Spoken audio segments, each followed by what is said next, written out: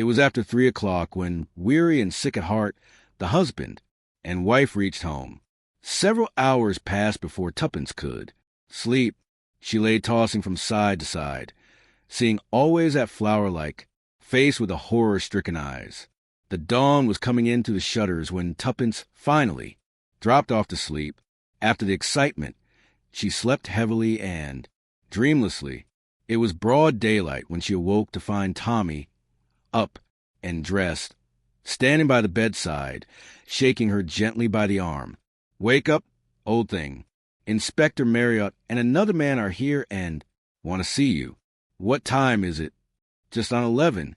I'll get Alice to bring you your tea right away." "Yes, do. Tell Inspector Marriott I'll be there in 10 minutes. A quarter of an hour later, Tuppence came hurrying into the sitting room. Inspector Marriott, who was sitting looking very straight and solemn, rose to greet her. "Good morning, Mrs. Beresford. This is Sir Arthur Merivale." Tuppence shook hands with a tall, thin man with haggard eyes and praying. "Herr, it's about this sad business last night," said Inspector Marriott. "I want Sir Arthur to hear from your own lips what you told me the words the poor lady said before she died. Sir Arthur has been very hard to convince." "I can't believe," said the other, "and I won't believe that Bingo Hale ever hurt a hair on Vere's head." Inspector Marriott went on. "We've made some progress since last night, Mrs. Beresford," he said. "First of all, we managed to identify the lady as Lady Merivale. We communicated with Sir Arthur here. He recognized the body at once and was horrified beyond words, of course. Then I asked him if he knew anyone called Bingo." "You must understand, Mrs. Beresford," said Sir Arthur, "that Captain Hale, who has known all his friends as Bingo, is the dearest pal I have. He practically lives with us. He was staying at my house when they arrested him this morning. I cannot but believe that you have made a mistake. It was not his name that my wife uttered." "There is no possibility of mistake," said Tuppence gently. She said, "Bingo did it dash." "You see, Sir Arthur," said Marriott. The unhappy man sank into a chair and covered his face with his hands. "It's incredible. What earthly motive could there be?" "Oh, I know your idea, Inspector Marriott. You think Hale was my wife's lover. But even if that were so, which I don't admit for a moment, what motive was there for killing her?" Inspector Marriott coughed. "It's not a very pleasant thing to say, sir, but Captain Hale has been paying a lot of attention to a certain young American lady of Lady Young, lady with inconsiderable amount of money. If Lady Merivale liked to turn nasty, she could probably stop his marriage. This is outrageous, Inspector." Sir Arthur sprang angrily to his feet. The other calmed him with a soothing gesture. "I beg your pardon. I'm sure, Sir Arthur, you say that you and Captain Hale both decided to attend this show. Your wife was away on a visit at the time, and you had no idea that she was to be there?" "Not the least idea." "Just show him that advertisement you told me about, Mrs. Beresford." Tuppence complied. "That seems to me clear enough. It was inserted by Captain Hale to catch your wife's eye.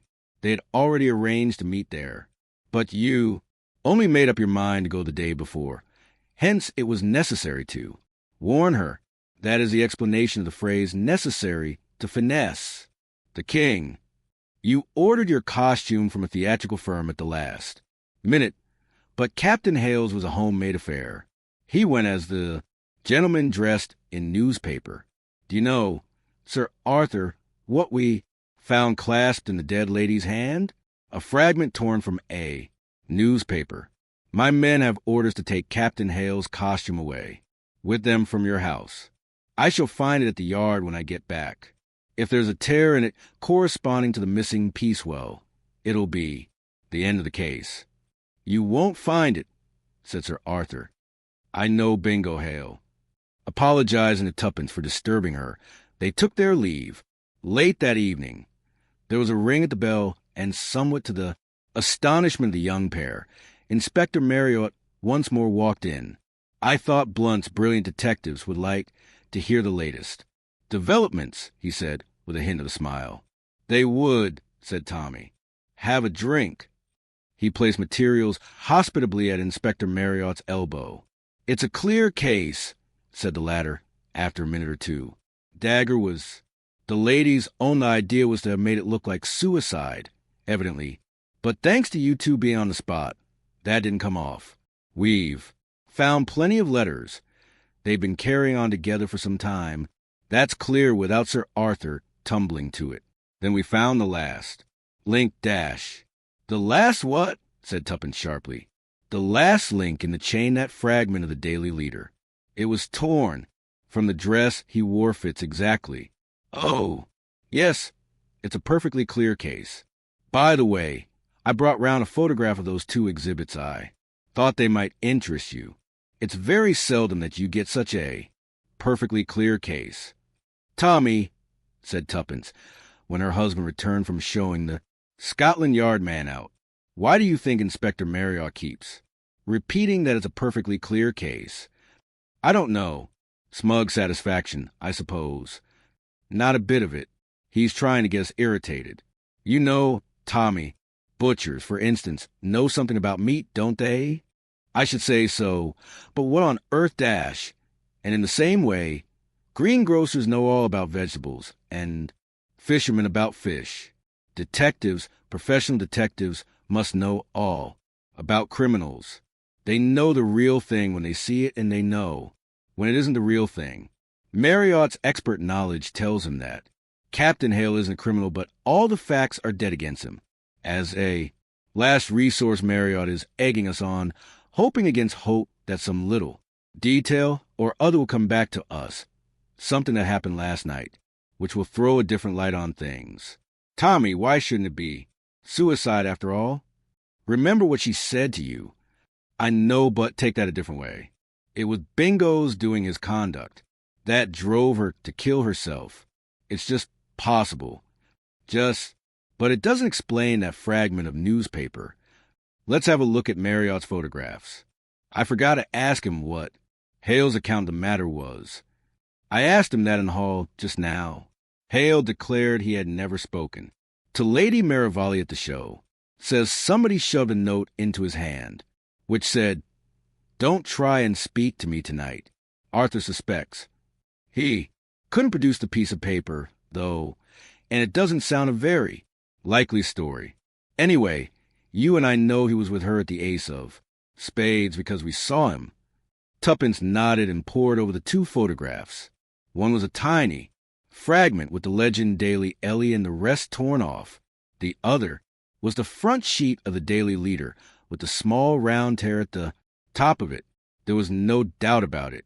The two fitted together perfectly. What are all those marks down the side? Asked Tommy. Stitches, said Tuppence. Where's was sewn to the others, you know. I thought it might be a new scheme of dots, said Tommy. Then he gave a slight shiver. My word, Tuppence, how creepy it makes one feel. To think that you and I were discussing dots and puzzling over that.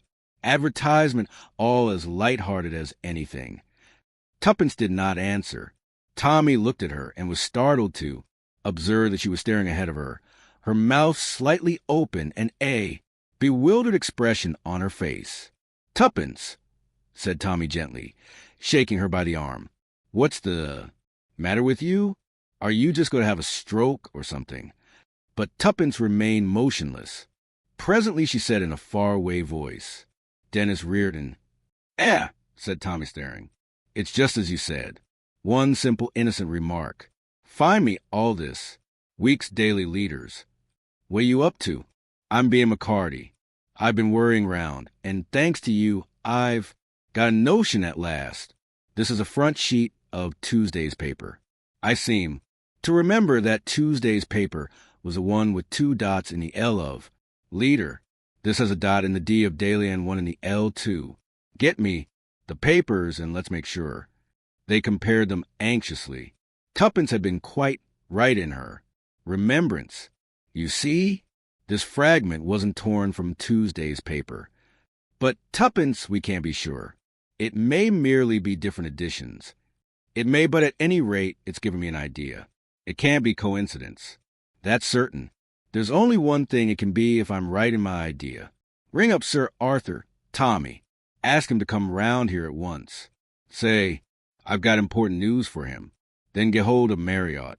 Scotland. Yard will know his address if he's gone home. Sir Arthur Marivalli, very much intrigued by the summons, arrived at the flat in about half an hour's time. Tuppence came forward to greet Hire. I must apologize for sending for you in such a peremptory fashion, she said, but my husband and I have discovered something that we think you ought to know at once. Do sit down. Sir Arthur sat down, and Tuppence went on. You are, I know, very anxious to clear your friend. Sir Arthur shook his head sadly. But even I've had to give in to the overwhelming evidence. What would you say if I told you that chance has placed in my hands a piece of evidence that will certainly clear him of all complicity? I should be overjoyed to hear it, Mrs. Beresford. Supposing, continued Tuppence, that I had come across a girl who was actually dancing with Captain Hale last night at 12 o'clock the hour, when he was supposed to be at the Ace of Spades. Marvelous, cried Sir Arthur. I knew there was some mistake.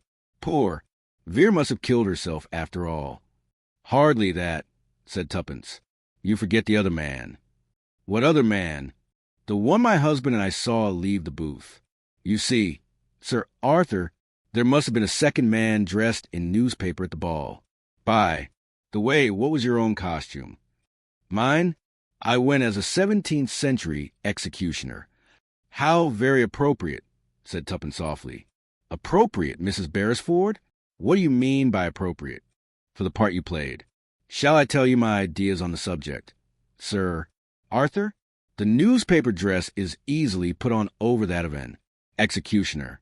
Previously a little note has been slipped into Captain Hale's hand, asking him not to speak to a certain lady. But the lady herself knows nothing of that note.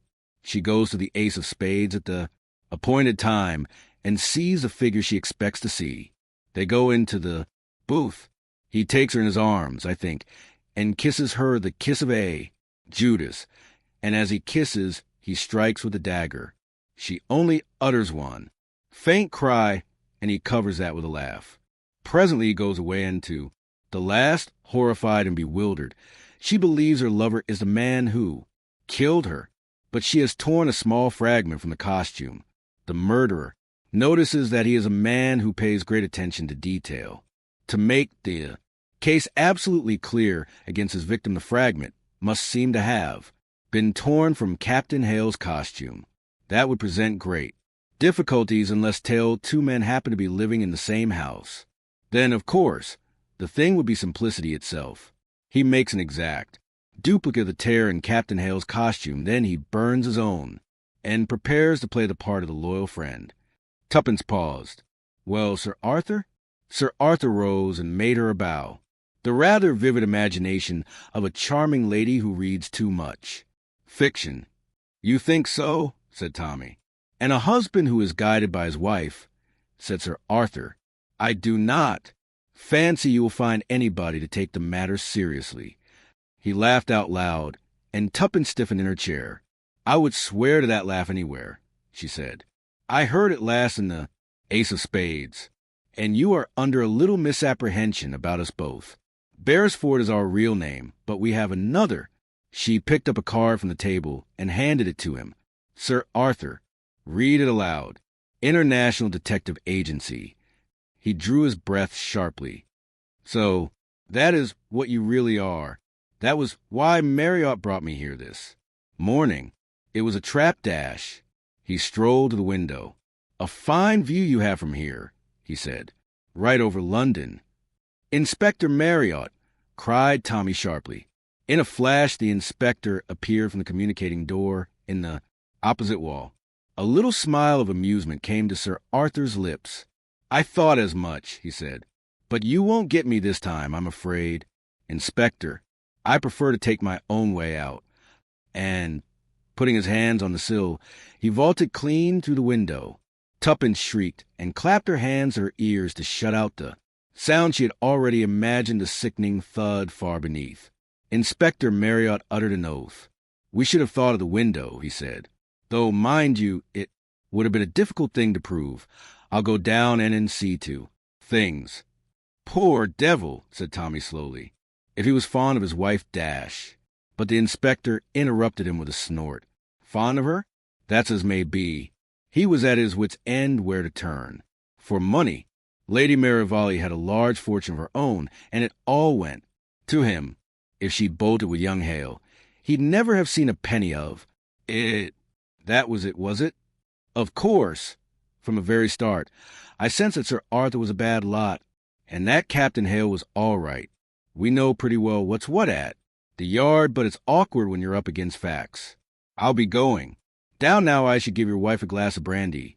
If I were you, Mr. Beresford, it's been upsetting like for her. Green growers, said Tuppence in a low voice as the door closed behind. The imperturbable inspector. Butchers. Fishermen. Detectives. I was right, wasn't I? He knew. Tommy, who had been busy at the sideboard, approached her with a large glass. Drink this. What is it? Brandy. No, it's a large cocktail suitable for a triumphant McCarty. Yes, Marriott's right all round, that was the way of it. A bold finesse for game. And rubber. Tuppence nodded, but he finessed the wrong way round. And so, said Tommy, exit the king.